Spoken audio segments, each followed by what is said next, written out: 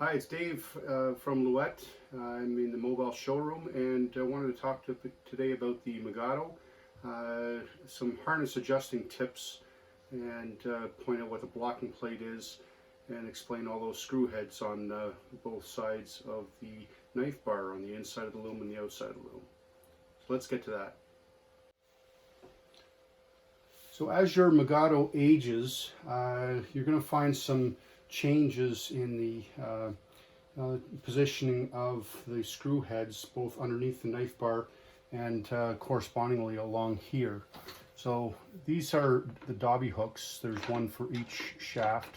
It's connected to the shaft with a Texolf cord. So these screw heads here should be sitting 2 to 3 millimeters above the blocking plate, and this piece here is the blocking plate. Okay, and what it does is because everything's so tightly compacted in the Megado, when you push the treadle down to make a shed and you're lifting some harnesses, friction between these Dobby hooks could pull down a Dobby hook, or lift a harness that you don't want, just because of friction between the two Dobby hooks. So this blocking plate and these screws prevent a Dobby hook that's not pushed forward. So the solenoid would push forward a Dobby hook like this. So any Dobby hook that's not pushed forward will be prevented from being pulled downwards when you push the treadle by this blocking plate.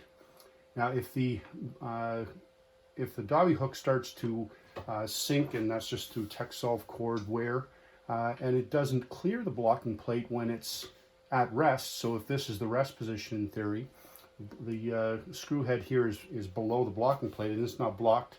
Therefore, it could inadvertently get pulled down when you don't want it to.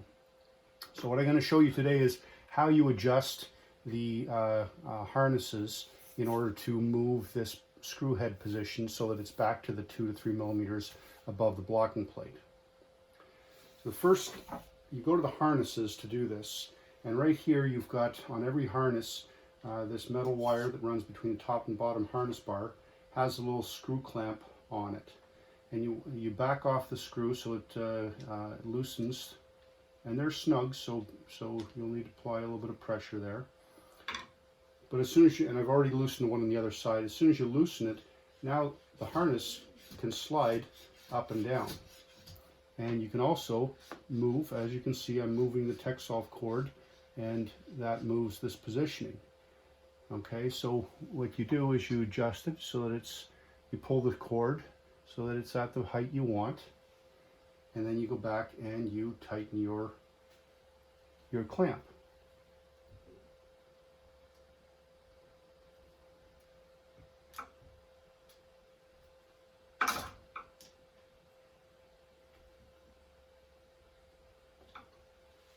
Okay, now it moves in unison with the Texolf cord again, because the metal clamp is tight and it's affixed to the Texolf cord.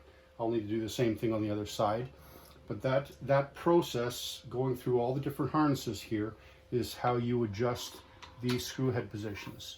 So if you have any screw heads that are too high or too low, you need to go through that process to adjust the height of your harness and thus Dobby hook.